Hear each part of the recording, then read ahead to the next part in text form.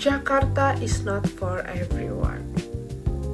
Halo teman-teman, balik lagi sama aku Rosyandina Anastasia Purba di program Dita Dina's Talk.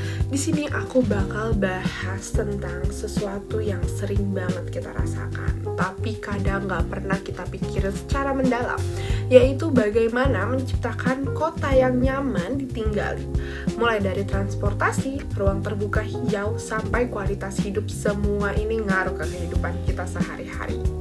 Kalau dipikir-pikir ya, hidup di kota itu pusing banget. Makanya tadi di pembukaan aku nyebutin kalau Jakarta is not for everyone.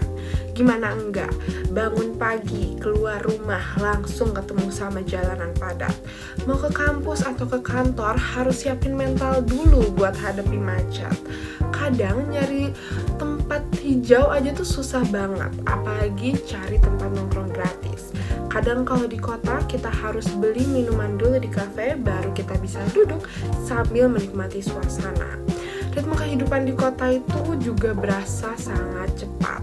Semua orang berlomba-lomba untuk mencapai kepuasan dan gengsinya masing-masing. Dan di tengah hiruk-pikuk kota, tekanan sosial makin berasa.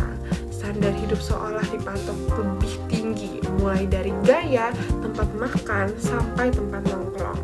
Belum lagi polusi, kebisingan, dan area publik yang makin berkurang. Kadang kota itu malah terasa kurang ramah buat warganya sendiri. Padahal kota ideal seharusnya bisa bikin masyarakatnya nyaman. Mulai dari transportasi yang terjangkau, ruang terbuka yang bisa diakses sama siapa aja, lingkungan yang nyaman, dan fasilitas yang bikin hidup manusia nih bisa lebih tenang, bukan cuma cepat.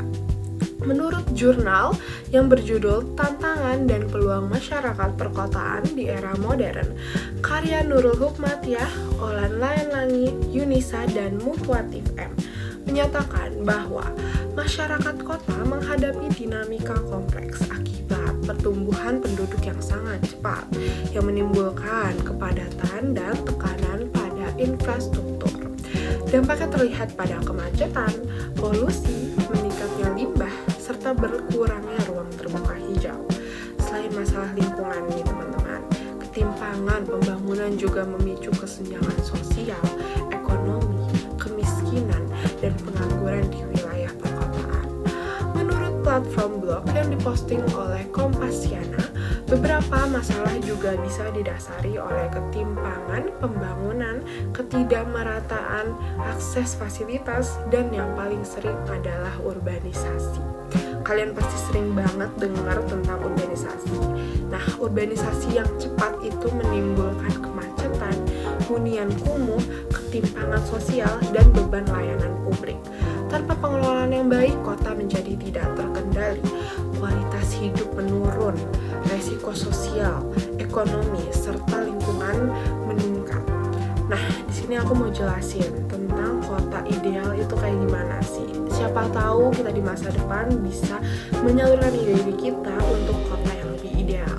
Bisa dimulai dengan pemerataan pembangunan di desa dan kota, pembangunan ekonomi pedesaan, mulai dari modernisasi pertanian dan penciptaan lapangan kerja baru, menambahkan ruang terbuka hijau, transportasi umum yang aman, murah, nyaman, dan gampang diakses, lingkungan tempat tinggal yang bersih dan layak, dan masih banyak lagi. Intinya kota yang keren bukan cuma soal besar, tapi juga bikin warganya sehat dan merasa aman. Nah teman-teman, jadi ngobrol soal kota itu sebenarnya ngobrol soal masa depan kita. Kita semua pengen tempat tinggal yang nyaman, aman, bersih, dan bikin kita berkembang. Dan perjalanan menuju ke sana dimulai dari kesadaran kecil, kebiasaan baik, dan suara warga yang peduli.